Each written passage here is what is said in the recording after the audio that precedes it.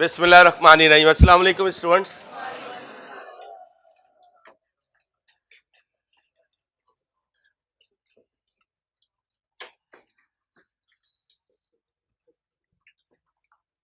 सोलह पे कर दें इसी। यहाँ अब आए बेटा जरा डिस्कशन करते हैं और फिर इसके बाद जो ब्रेक के बाद हमारी एक्स्ट्रा क्लास होगी उसमें इंशाल्लाह इसको कंक्लूड कर देंगे। ठीक है इंशाल्लाह, अल्लाह खैर करे। क्योंकि अभी जुम्मे से पहले टाइम कम है तो मैं क्वेश्चन नहीं छेड़ रहा, पहले पढ़ा देता हूँ फिर उस क्वेश्चन को हैंडल कर लेंगे। जी भाई इंशाल्लाह। बीबी आप दोनों एक दूसरे को ना एक एक लगाएं। सर मैं भी पढ़ता हूँ अल्हम्दुलिल्लाह, बड़ी मेहरबानी सर। आप इंतजार ना कीजिएगा ना, शुरू में ही उठा लीजिएगा जो उठाना हो। जनरल डिस्क्लोजर, पीछे तारिक ब्लॉक की मस्जिद में 1:30 पे जुमा होता है बेटा। जनरल डिस्क्लोजर साथ में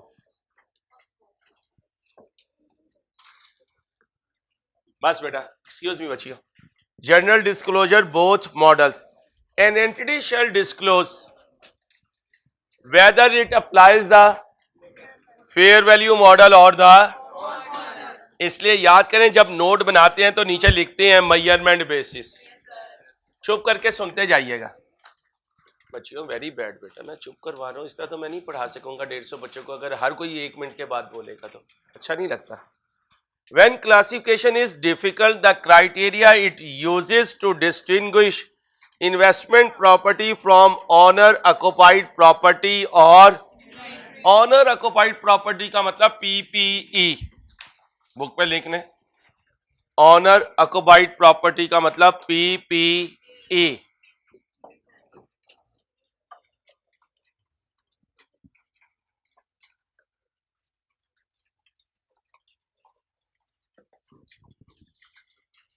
बीबी चुप हो जा।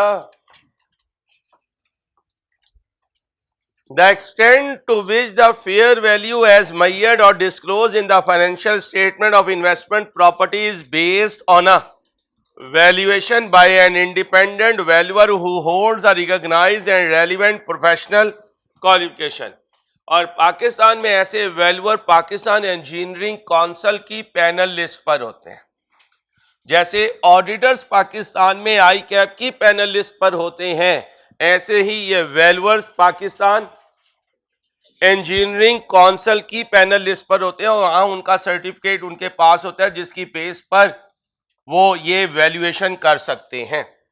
And has recent experience in the location and category of the investment property being valued. If there has been no such valuation that fact shall be. अब क्वेश्चन में अगर ये चीज हो तो लिख देंगे, नहीं होगी तो छोड़ देंगे। The existence and amount of restriction on the realisability of investment property और the remittance of income and proceeds of. कल पाक पॉलिटिशियन कंपनी के क्वेश्चन में पीटीआई ने सुप्रीम कोर्ट में बुर्ज खलीफा का स्टे लिया हुआ है और जब स्टे आ जाए तो क्या लग जाती है और जरदारी भाई उसको बेच नहीं सकते। रियलाइज करने का मतलब बेच देना। कॉन्ट्रेक्चुअल ऑब्लिगेशन टू परचेस, पाक पॉलिटिशियन कंपनीज ने फ्रांस के सदर के साथ एग्रीमेंट कर लिया, अगले साल हम तुम्हारा आईफल टावर खरीद लेंगे। तो क्या है कॉन्ट्रेक्चुअल ऑब्लिगेशन टू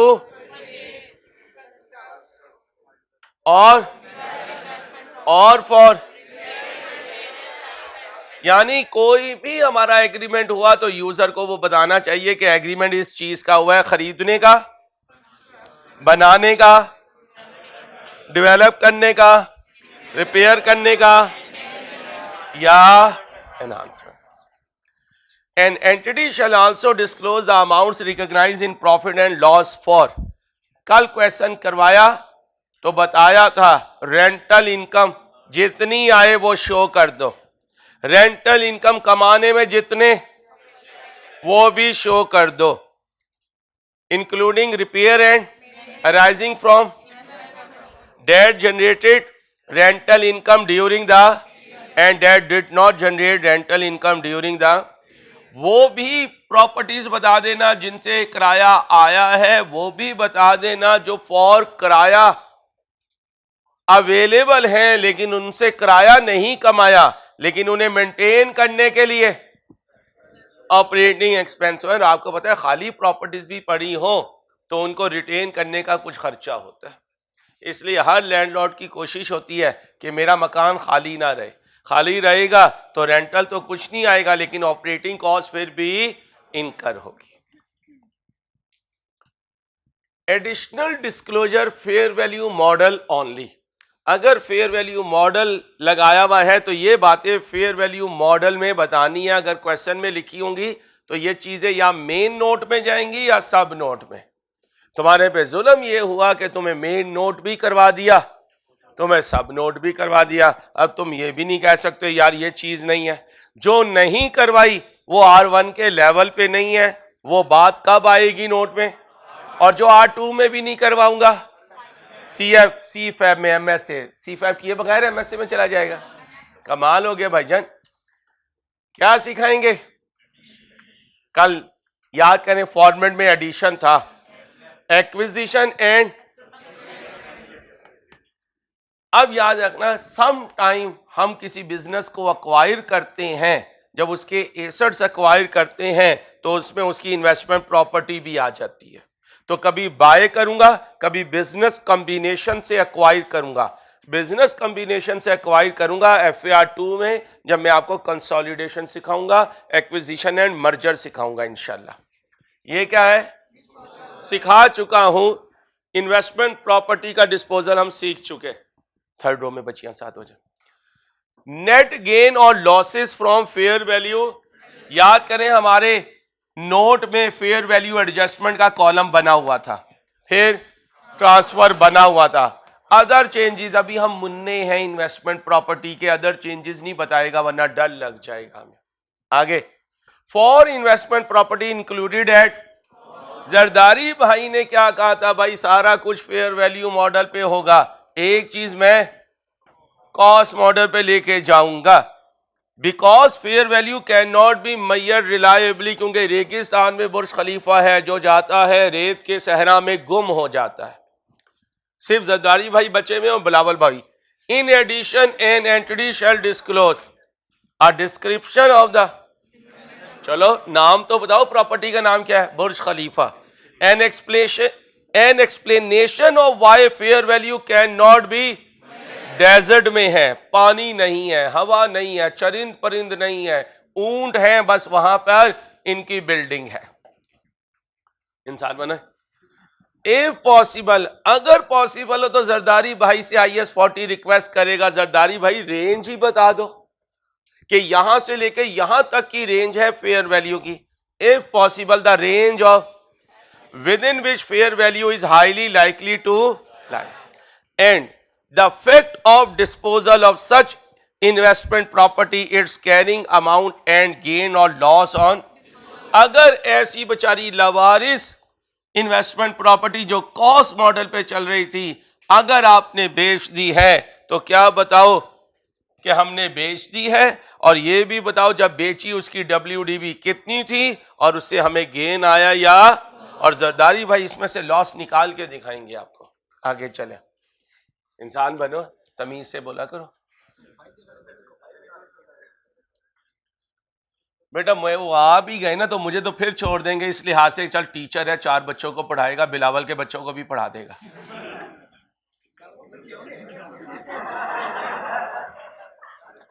जात किसी की जात पे नहीं करते, बुरी बात, अल्लाह से माफी मांगो।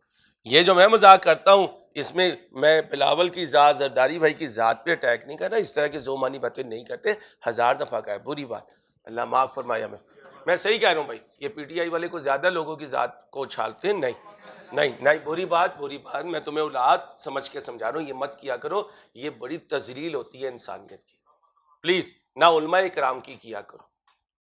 ना उलमा इकराम किया कर। अगर कोई उलमा इकराम सियासत में है वो उनकी ज़ात जाने, अल्लाह जाने। हम उलमा इकराम के नाम ना रखें, क़यामत के दिन वो अपने इल्म से हो सकता है जन्नत में चले जाएं और हम उनकी बेइज्जती करने की वजह से जहन्नम में चले जाएं। फिर हम कहेंगे आलिम जी बचा लो, माफ़ कर दो, तो वो क्या कहेंगे, मुझे तुम ये कहते थे, ये कहते थे। भाई ऐसे ना करो। मैं तुम्हें हंसाने के लिए उतनी बात करता हूँ जिससे मेरी कब्र ना खराब हो। तुम आगे कह अंसारी हम भी जाएंगे, तुझे भी लेके जाएंगे। तुम्हारी मेहरबानी। एडिशनल डिस्क्लोजर कौन सा? An entity shall disclose. Note में लिखा था बुर्ज खलीफा का डेप्रिसिएशन मेथड कौन सा है? बुर्ज खलीफा की यूजफुल लाइफ क्या है? डेप्रिसिएशन। उसकी ग्रॉस कैरिंग अमाउंट क्या है? उसकी अक्यूमुलेटेड ओपनिंग में कितनी है, एंड में कितनी है? फिर क्या बनाई थी? रिकंसिलिएशन। जो बच्चे R1 की एक्स्ट्रा क्लास छोड़ रहे हैं, इंशाल्लाह इंशाल्लाह इंशाल्लाह, मेरे मुंह में खाक में बोलना नहीं चाहता, खुद समझ जाए, खुद समझ जाए भाई, खुद समझ जाए। क्योंकि जो नोट हम आजकल बना रहे हैं एक्स्ट्रा क्लास में, भाईजान ये हॉस्टल के वार्डन ने आपको बनाना नहीं सिखाया। आपकी मेहरबानी, क्यों अपने आप पे जुल्म कर रहे हो? समझा सकता हूँ, बाकी आपकी मर्जी है। वैसे भी जुमे को तो तुम एक क्लास पढ़ने पे रवादार नहीं होते, ठीक है? या जुमा पढ़वा लो या क्लास पढ़वा लो। तो आज जुमे के बाद भी क्लास पढ़ लेना, तुम्हारा भला हो जाएगा। क्या सिखाना है? फिर फिर फिर फिर अदर चेंजेस हमारे सिलेबस में नहीं है। When the cost model is used, the fair value of investment property shall be disclose. Cost model use कर रहा हूं किस पे? किसी एक पे या सब पे? सब पे, सब पे, सब पे, सब पे। वो कुछ और है। ये देखो, फेयर वैल्यू सब पे यूज हो रहा है। जरदारी भाई की बुर्ज खलीफा पे कॉस्ट मॉडल लग रहा है, जब भी तो वो बता रहे हैं कि मैं क्यों नहीं इस पे फेयर वैल्यू मॉडल लगा सका। ये क्या है? सारी की सारी आईपी पे कॉस्ट मॉडल। और ये तो इजाजत है कि अगर कॉस्ट मॉडल लगाना है तो सब पे लगाओ। अब कॉस्ट मॉडल सब पे लग रहा है, लेकिन वो कह रहे हैं लगाओ कॉस्ट मॉडल सब पे, लेकिन ये बताओ कि उनकी फेयर वैल्यू क्या है। If the fair value can not B estimated reliably, अगर कॉस्ट मॉडल सब पे लग रहा है और तुम एज अ सब नोट फेयर वैल्यू नहीं डिटरमिन कर सकते रिलायबली, तो वही एडिशनल डिस्क्लोजर दो जो पिछली स्लाइड पे जरदारी भाई ने दिया। क्यों फेयर वैल्यू डिटरमिन नहीं हो सकती? जनाब रेगिस्तान में है, जनाब कोई वैल्यूअर प्रोफेशनल अवेलेबल नहीं है, मार्केट अवेलेबल नहीं है, मार्केट ट्रेंड्स अवेलेबल नहीं है। लेकिन अगर क्वेश्चन में हो, खुद से बोंगी नहीं माने। बिल्कुल ऐसे ही जैसे अम्मा जितनी बात पूछे तुम उतनी जवाब देती हो। दूध कैसे उबला? ऐसे है। अब्बा जी कहते हैं बिल्कुल नहीं जमा हुआ, ऐसे। बस इतना बोलते हो। अब वो कहते हैं बोलते सही, तुम क्या कहते हो? बोला तो फंसा, इसलिए क्या रहते हो? चुप रहते हो। हाँ, फिर जूता बोलता है, वो भी नंबर 10 आगे। और shall be made as are disclose under the fair value model for investment properties included at cost model because fair value can not be measured. वही जरदारी भाई वाला नोट। दोनों में फर्क सुने, सारी फेयर वैल्यू पे है, एक कॉस्ट पे है। सारी कॉस्ट पे है, भी महंगी मारे जा रहा है यार। सारी कॉस्ट पे है और वो कह रहे हैं सारी जो कॉस्ट पे है, फिर भी उन सारी की फेयर वैल्यू बताओ। अगर किसी की फेयर वैल्यू नहीं डिटरमिन हो सकती तो जरदारी भाई के पास जाओ, उनसे पूछ के आओ कि यार जो तुमने लिखा था जरा मुझे भी डिक्टेट करवा दो। समझ आ रही?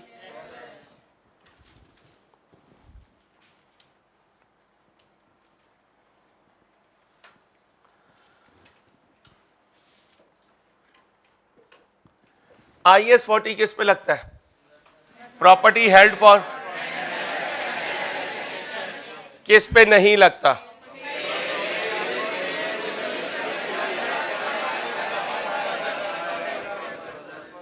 ये अवेटिंग डिस्पोजल R2 में भी नहीं है, ये CFAP में है, इसे कहते हैं IFRS 5। क्या? घर में कोई बहुत अच्छी चीज बने तो अम्मा किसी रिश्तेदार के लिए या पड़ोसियों के लिए उठाकर एक डोंगा रख देती है और क्या कहती है? तुझे कसम है मेरी ममता की, इसमें चम्मच ना मारी। ठीक है, बड़ी मुश्किल से हाथ यूं करके अपने आप को रोकते हैं और दुआ करते हैं अल्लाह पाक पड़ोसन घर पे ही ना हो और डब्बा क्या आ जाए, वापस आ जाए। इसे कहते हैं वेटिंग फॉर। जैसे हम उस डोंगे पे झपटा नहीं मार सकते, ऐसे ही ये जो एसेट्स हेल्ड फॉर सेल हैं इस पर लगता है IFRS 5 और वो हमारे सिलेबस में नहीं है। Examples, property held for undetermined future use, अभी डिसाइड ही नहीं किया, बस प्रॉपर्टी ले ली, पैसे ही बढ़े। किसी ने कहा यार सारी क्यों लिया, मैंने कहा यार अभी डिसाइड नहीं किया क्या करना है। मैंने पंजाब यूनिवर्सिटी खरीद ली है, मेरे पास आया, देखो मुस्कुरा रहा है, कहता क्या करेगा, मैंने कहा यार अभी नहीं सोचा। फिर मैं चला गया लम्स, मैंने लम्स खरीद ली। अच्छा वापिस आ जाओ, आ जाओ। आगे क्या, कंस्ट्रक्टेड डेवलप्ड फॉर एज, आगे आए। रिकॉग्निशन क्राइटेरिया सिंपल है, प्रोबेबल है फ्यूचर बेनिफिट्स मुझे मिलने और cost can be measured. Initial measurement cost पे, चाहे कॉस्ट मॉडल हो चाहे फेयर वैल्यू मॉडल हो, कॉस्ट डिटरमिन करना सिखाया हुआ है। वैसे ही जैसे PPE की करते हैं कोई डिफरेंस नहीं है, जैसे वहाँ बिल्डिंग करते हैं वैसे ही यहाँ पर बिल्डिंग की कॉस्ट डिटरमिन करेंगे। सब्सिक्वेंट मेजरमेंट में मेरे पास दो मॉडल है, एक कॉस्ट मॉडल है, दूसरा कॉस्ट मॉडल हो तो cost less accumulated depreciation less, और फेयर वैल्यू मॉडल हो तो फेयर वैल्यू ऊपर जाएगी या ऊपर जाएगी, तो investment property debit, fair value gain credit, down होगी तो डिस्क्लोजर बनाना सिखा दिया, माशाल्लाह नोट बना दिया। नोट तो कुछ भी नहीं, लेजर की इस तरह भी सिखाया और इस तरह भी सिखाया। अब आ जाए जरा examples of investment property. The following are examples of investment property. Page number मुझे भी नहीं पता, ढूंढ लो। 293।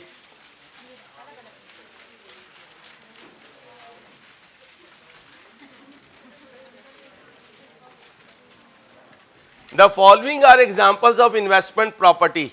Land held for capital appreciation rather than for, क्योंकि शॉर्ट टर्म सेल हो तो इन्वेंट्री बन जाएगा। In the ordinary course of land held for a currently undetermined future use, अभी उसका फ्यूचर यूज डिटरमिन नहीं किया, जमीन पड़ी हुई है, तो उसे भी क्या समझेंगे कि ये क्या है। If an entity has not determined that it will use the land as owner occupied property or for short term sale in the ordinary course of business, the land is regarded as held for, ना मैंने ये decide किया कि PP के तौर पे use करूंगा, ना ये डिसाइड किया कि IS2 इन्वेंट्री के तौर पे यूज करूंगा, डिसाइड ये भी नहीं किया कि कैपिटल एप्रिसिएशन के लिए करूंगा, लेकिन वो कहते हैं साइलेंट है तो capital appreciation. A building owned by the entity and leased out under one or more operating leases, rental arrangement, operating lease सिखाऊंगा इंशाल्लाह FAR 2 में, IFRS 16 में लिख लो। FAR 2 में करेंगे इंशाल्लाह, IFRS 16 में करेंगे इंशाल्लाह, जिंदगी रही तो।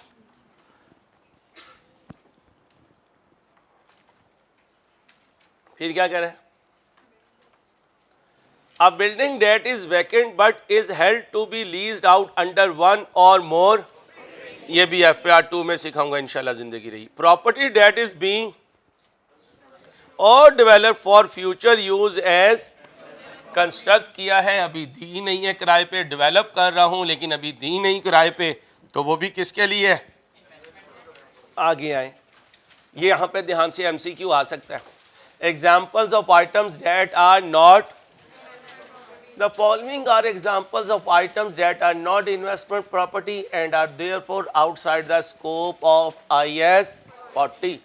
Property intended for, तो ये तो IS 2 में चला गया। Property in process of construction or development for sale, inventory के तौर पर यूज करना है, बेचना है, और अभी वो कंस्ट्रक्ट हो रही है, डेवलप हो रही है।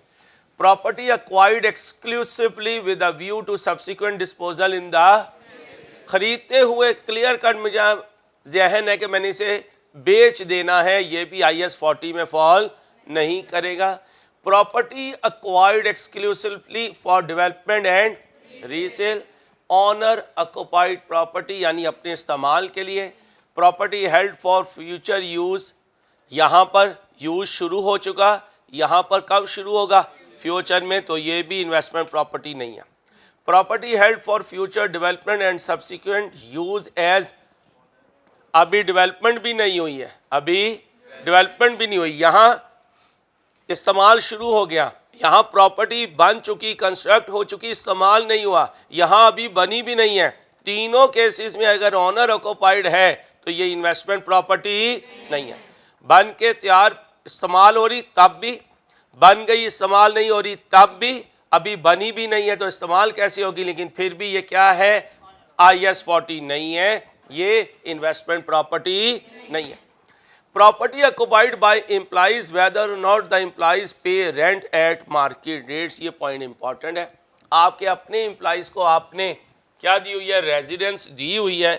जैसे अगर फैक्ट्रीज में जाएं तो वहाँ पर वर्कर्स को रेजिडेंस दी होती है, कॉलोनी साथ ही बनी हुई होती है, वो क्या कहने, प्रॉपर्टी ऑक्युपाइड बाय एम्प्लॉइज, चाहे वो किराया दे रहे हैं या नहीं दे रहे, इसको इन्वेस्टमेंट प्रॉपर्टी नहीं कहोगे। इसका मतलब अपने ही एम्प्लॉइज को किराए पर कोई चीज़ दी है तो किराया तो आ रहा है, लेकिन ये इन्वेस्टमेंट प्रॉपर्टी के ज़मरे में नहीं आएगा। Owner occupied property awaiting for, पहले बता दिया है। PPE भी अगर वेट कर रहा है डिस्पोजल के लिए तो उसे भी आप इन्वेस्टमेंट प्रॉपर्टी नहीं कहेंगे, उसे भी IFRS 5 के अकॉर्डिंगली पुट कर देंगे।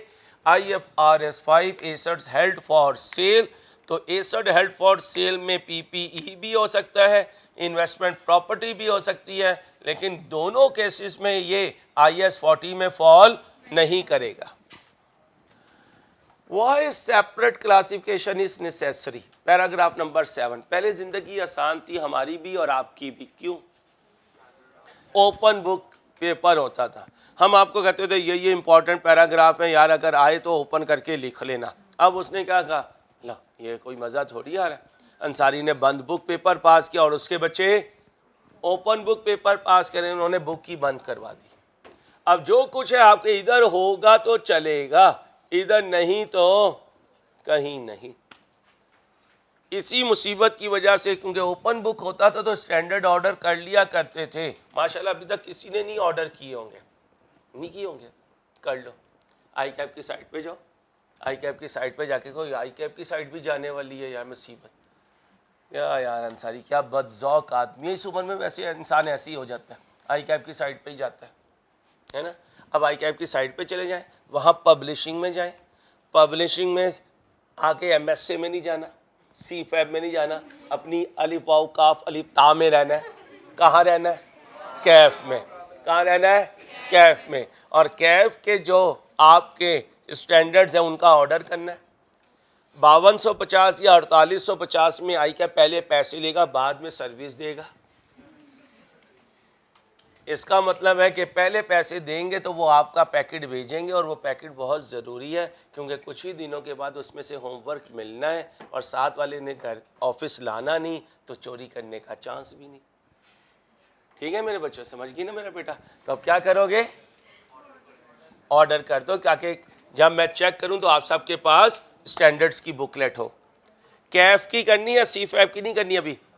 अब आ जाओ, कहता है भाई अंसारी यार सीधी सीधी पुराने ज़माने की ज़िंदगी होती थी, एक कमरे में रह लो, एक किराए पे दे दो, ये क्या तूने रोला मचाया हुआ है। अब मैं बता रहा हूँ भाईजान ये रोला क्यों ज़रूरी है। Investment property is held to earn rentals और फॉर कैपिटल एप्रिसिएशन, और therefore an investment property generates cash flow largely independently of the other assets held by an, this distinguishes investment property from owner occupied property का मतलब PPE, the production और supply और services और use of property for administrative purpose, ये तो है PPE। Generate cash flow that are attributable not only to property, क्योंकि property में कहीं एसेट्स भी लगे हुए होंगे, कहीं एम्प्लॉई भी बैठे हुए होंगे, कहीं कंप्यूटर भी रखे हुए होंगे, ये सारे एसेट्स और सारा इंटेलेक्चुअल कैपिटल, क्या कहा, ये जो एम्प्लॉइज होते हैं, दिमाग आपने हाइड किए हुए होते हैं, इसे कहते हैं इंटेलेक्चुअल कैपिटल। क्या कहते हैं, तो फिर टेंजिबल एसेट, इंटेंजिबल एसेट और इंटेलेक्चुअल कैपिटल, यानी एम्प्लॉइज और आपके जो वर्कर्स हैं, ये सारे मिलकर प्रॉफिट को जनरेट करते हैं। इन्वेस्टमेंट प्रॉपर्टी में एक दफ़ा आपने चाबी किराएदार को दे दी, आपको इनडायरेक्टली तो कुछ लोगों की ज़रूरत होती है जो आपके बिहार पे किराया इकट्ठा कर लेती हैं, कोई लाइट ख़राब हो, सर्विस आपने देनी हो तो लाइट सही करवा देती हैं, लेकिन एज सच सारा किराया जो है वो दूसरे एसेट्स या इंटेलेक्चुअल कैपिटल पे बेस नहीं कर रहा होता। इसलिए वो कहते हैं इस वाली आमदनी को क्या कर दो, सेपरेट कर दो। सुनो, जब तुम कर लोगे तुम्हारे पास माशाल्लाह अपना नोटू आ जाएगा है, तो फिर तुम सोचोगे यार अंसारी लगाएं का है, अब तुम तो मसरूफ होगे तो क्या करोगे, प्रॉपर्टी खरीद लोगे, या प्रॉपर्टी खरीद के रख दोगे या फिर प्रॉपर्टी खरीद के किराए पे दे दोगे, क्योंकि बेचने का टाइम नहीं होगा तुम्हारे पास। वो तो सुबह दोपहर शाम आप देखेंगे, ऑफिस बैठेंगे तो फिर सही आपको प्राइस मिलती है। या तो कैपिटल एप्रिसिएशन के लिए रख देंगे या फिर रेंट पे दे देंगे। पाकिस्तान में तो अब शायद कुछ भलाई हो गई, और पहले तो रेंट पे देने का मतलब है आपका पोता जो है खाली करवाएगा, क्योंकि केस जो है वो फाइज ईसा की अदालत में चलेगा, उसके पोते की अदालत से बाहर आएगा। पाकिस्तान में तो यही हाल है। इसके शरीफ आदमी जो है वो पाकिस्तान में शायद हर काम करने से ही डरता है। यकीन करो पाकिस्तान में शराफत को तो ना दफन कर देना चाहिए, जिंदा ही दफन कर देना चाहिए, बल्कि हो चुकी है शराफत दफन। आज का तो दौर ऐसा हो गया, यह रूम नंबर 3 हो या अपने घर का कमरा हो या मस्जिद की सफ़ हो, इसके अलावा जहाँ आप जाएंगे आप अपने आप को BP करवा के आएंगे अगर आप शरीफ आदमी हैं। हाँ, शर्त है कि खुद शरीफ हो, वरना आपको पता है जो हालात आजकल चल रहे हैं, अल्लाह बचाए दुश्मन को, बहुत बुरे हालात है हमारे मुल्क के। यकीन करो अंधेर नगरी है, ऐसी अंधेर नगरी है जिसका कोई पूछने वाला नहीं है, कोई पुरसाने हाल नहीं है। शरीफ की शराफत को तो जनाजा निकाल के रख दिया, और किसी चीज़ को नहीं कह रहा मैं, शरीफ की शराफत का जनाजा निकल गया। शरीफ आदमी पाकिस्तान में रहने के अब काबिल नहीं, अल्लाह करे वो या तो वैसे ही ख़त्म हो जाए या उसकी घर के अंदर ज़िंदगी शुरू हो जाए। बहुत बुरी हालत है यार, यकीन करें। एक जनरल स्टोर पे चले जाएं तो ऐसे लड़ने को पड़ते हैं, बंदा कहता है भाई मैं तेरे से चीज़ लेने आया, वो कहता है चल रहा है, चल अंसारी। सब्ज़ी वाले को सब्ज़ी देते तो वो क्या कहता है, पैकेज यार चल रहा है वेट करें। अभी पिछले दिनों तनवीर मलिक कहीं काम जाना था, सुबह को लेट हो गया, मैं वेट करूं कॉल, यहाँ R2 की क्लास हो रही हो, यार घर नहीं तू पहुंचा। कहता है सर पंचर लगवा रहा हूँ। मैंने कहा पंचर में इतना देर? कहता है सर पंचर वाला बैठा हुआ था, मैं गया वो फ़ोन पे लगा हुआ था। मैंने कहा भाई पंचर लगा दे।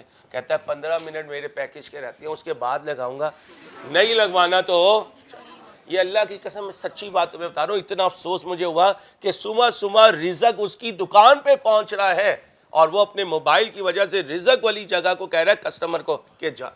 इसलिए तो मैं अपनी राइस की मैनेजमेंट के आगे हाथ जोड़ता हूँ बाज़ दफ़ा मीटिंग में कि ये कस्टमर मेरा रिस्क है, तुम्हारा रिस्क है। ये तुमसे कोई अनड्यू फेवर नहीं मांग रहे होते। नौजवान नस्ल है, थोड़ा खून गर्म होता है, इनसे प्यार से पेश आओ। ये हमारे मुलाजिम नहीं है, ये हमारे रिज़क के ज़रिया है, और रिज़क और मौत बताकर नहीं आती। और जहाँ से रिज़क की बेअदबी हो वहाँ से रिज़क रूठ जाता है, वहाँ से रिज़क रूठ जाता है। तो हमेशा अपने कस्टमर की इज्जत करो, इसलिए कि अल्लाह ने इसे ज़रिया बनाया है तुम्हारे रिज़क का। और जो सामने वाले का शुक्र नहीं अदा कर सकता वो कभी छुपे हुए अल्लाह का भी शुक्र नहीं अदा कर सकता। हम कहते हैं ना मैं अल्लाह का शुक्र अदा करता हूँ, मैं बंदों का शुक्र अदा नहीं करता। नहीं, अगर हमारे अंदर इंसान का ही एहसानमंद होना नहीं है तो फिर हम अल्लाह के कहाँ से एहसानमंद होंगे? वो तो नज़र भी नहीं आ रहा, ये तो सामने मदद करता हुआ नज़र आ रहा है। इसलिए तो मौला अली रज़ी अल्लाह ताला ने फरमाया था जिससे नेकी कर उसके शर से बच। और मैंने शायद आपकी क्लास में हदीस बताई थी, नबी पाक सल्लल्लाहु अलैहि वसल्लम की मुबारक हदीस का मफहूम है, इस उम्मत का आखिरी तबके का बेशतर हिस्सा नज़र और हसद से मरेगा।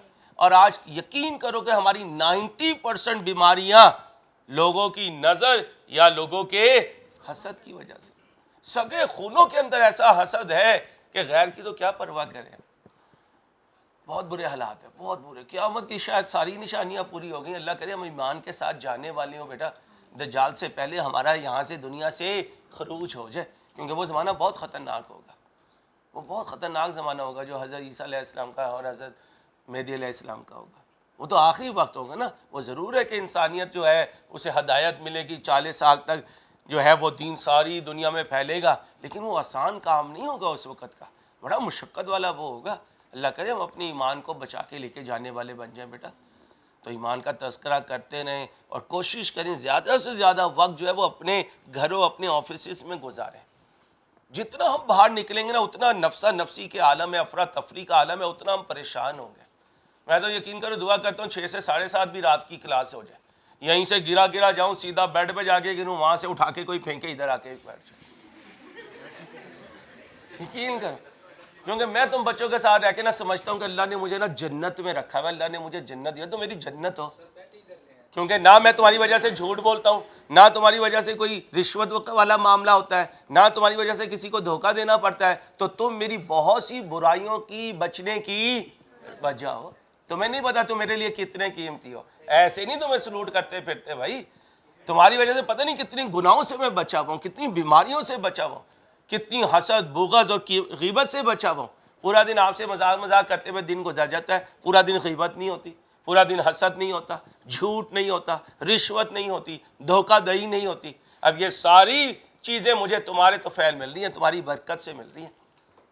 तुम्हारा हम पे एहसान है मेरे भाई कि तुम्हारी वजह से हम बचे हुए हैं। ऐसे ही तुम राइस को ये समझो कि हमने यहाँ रहना है, मस्जिद में रहना है, हॉस्टल में रहना है, ताकि हम बुराइयों से बचें। करोगे कोशिश? अल्लाह हमें अमल की तौफीक दे इंशाल्लाह। आओ बेटा, तो जो पीपी वगैरह है वो तो है प्रोडक्शन में, सर्विस में, सप्लाई में, एडमिनिस्ट्रेटिव यूज में, इंटेलेक्चुअल कैपिटल साथ मिलता है, मिलकर प्रॉफिट आता है। जबकि यहाँ सूखा सूखा प्रॉफिट। बिल्डिंग की चाबी दो, उसके बाद पाइप टूटे तो किराएदार करेगा, पेंट खराब हो किराएदार करेगा, जो मर्जी मसला हो किराएदार करेगा। हाँ, बाज़ दफ़ा आप भी सर्विसेज दे देते हैं, मैं इस डिबेट में नहीं जा रहा। ये ज़्यादा इंडिपेंडेंट है और ये डिपेंडेंट है। जो इंडिपेंडेंट है उन्हें अलहदा करो, जो डिपेंडेंट है तो डिपेंडेंट में तो सारे आ गए, इंडिपेंडेंट में आईपी आ गया है। पार्टली ऑक्युपाइड बिल्डिंग, ये क्या होती है? एक हिस्सा पीपी में, एक हिस्सा आईपी में। अब भाई अंसारी कैसे डिसाइड करूं? भाई स्टैंडर्ड बताएगा। अच्छा, जितना स्टैंडर्ड नहीं बताएगा उसके आगे सोचने वाला पागल कहलाएगा। Under the common seal of Ansari education limited, ठीक है? इतना सुनना जितना मैं बोलने लगा हूं। Use part of a property for the production, ये शू बंद करोगे बेटा? अगर हर चीज बुक में होती तो मेरी क्लास में कैसे बैठता बेटा? मेरे लाल, मेरे चंदा, मेरी मोहब्बत में बस इधर ही रहेंगे तू। अब इधर आओ बेटा। Use part of a property for, ना करना शू इधर पढ़ ले बेटा। सर्दी गई, वो जुकाम गया, इधर से नया जुकाम शुरू कर दिया। नहीं, मैं खुद ही पढ़ा दूंगा इंशाल्लाह, मेरा बताया अल्लाह ने चाहे मेरी बच्ची के दिमाग में सारी जिंदगी रहेगा इंशाल्लाह। Use part of a property for the production और सप्लाई ऑफ गुड्स और सर्विसेज और फॉर, ये तो क्या हो गया? अच्छा, plant, machine, furniture, equipment, vehicle, fixture, इन्हें किराए पे दूं तो ये इन्वेस्टमेंट प्रॉपर्टी नहीं बन जाते। लैंड, बिल्डिंग या दोनों का कॉम्बिनेशन किराए पे दूं तो आईपी बनेगा, ये बात याद रखना। अब hold another part of the same property to earn rental और फॉर, अच्छा लाहौर में काम है, लेकिन लाहौर से बाहर निकले, खासकर कराची और दूसरे मुल्कों में चले जाएं तो वहां पर यह नहीं है कि नीचे जमीन भी तुम्हारी, छत भी तुम्हारी। वहां तो 2 मंजिले की बिल्डिंग खड़ी होती चली जाती है, 40 मंजिला लिफ्ट लगी हुई है, हर एक को एक एक फ्लैट दिया हुआ है। अब उसके पास ना ऊपर की छत है ना नीचे की छत है, हवा में उसका फ्लैट है, हवा में उसका, मैं सीरियस हूँ, हवा में उसका फ्लैट है। लेकिन अब ट्रेंड बन गया, इसलिए पहले लोग डरा करते थे, अपनी डरते हैं वो फ्लैट ही खरीद लेते हैं। ठीक, अब मेरे दोस्तों एक ऊपर वाला पोर्शन जो है वो ऑफिस के लिए यूज हो रहा है, नीचे वाला पोर्शन जो है उसने किराए पे दिया हुआ है। अब rule soon low, rules for partly occupied building. अगर ऐसा हुआ तो दोनों पार्ट सेपरेट होंगे। अगर दोनों को सेपरेट बेचा जा सके, दोनों को सेपरेट किराए पे दिया जा सके, दोनों को सेपरेट फाइनेंस लीज के थ्रू दिया जा सके। 2 लीज होती हैं, एक फाइनेंस और एक, अभी नहीं सोचना क्या होती हैं, बस समझें ये होती हैं। तो रूल क्या बना? अगर दोनों हिस्सों को सेपरेटली या सेपरेटली किराए पे दिया जा सके तो हम कहेंगे कि जो हिस्सा इधर वाला है किराए वाला उसे कर दो आईपी, जो इधर वाला है उसे कर दो पीपी। अच्छा जी, नहीं बेचा जा सकता, अब क्या होगा? If above is not the case, the property is investment property only if an insignificant portion is held for use in or और अब इनसिग्निफिकेंट को स्टैंडर्ड ने डिफाइन नहीं किया, कहता है अरूज और जवाल हो, क्या हो, जवाल किसका हो, पीपी का, अरूज किसका हो, आईपी का, तो कह देना ये आईपी है। और जो जवाल वाली चीज है वो छुप जाएगी किसमें, अरूज वाली चीज में। समझ गए? 100 में से अब आप कहोगे सर कोई तो बताओ ना कितने परसेंट हो, ऐसा कोई है ही नहीं, मैं क्या बताऊं। अच्छा फिर क्या करता हूं, 100 में से 80 है आईपी, 20 है पीपी। अब ये ह्यूज डिफरेंस है, तो क्या कहोगे, सारे का सारा आईपी है। ऐसा नहीं होगा 60-40 होगा, 60-40 होगा तो क्वेश्चन में नहीं आएगा, अगर आएगा तो फिर ऐसे आएगा। समझ गए? तो दो एक्सट्रीम होनी चाहिए, क्या होनी चाहिए, दो एक्सट्रीम्स होनी चाहिए। Partly portions held for property, portions held for बता दिया सेपरेबल, और सेपरेबल है तो सेपरेट करो, और अगर सेपरेट नहीं हो सकते तो जो डोमिनेट करेगा वो समझोगे। पीपी डोमिनेट करेगा तो पीपी है, और अगर आईपी डोमिनेट करेगा तो आईपी। जी भाई, बस आज के लिए इतना ही। अपना ख्याल रखिएगा, अल्लाह हाफिज।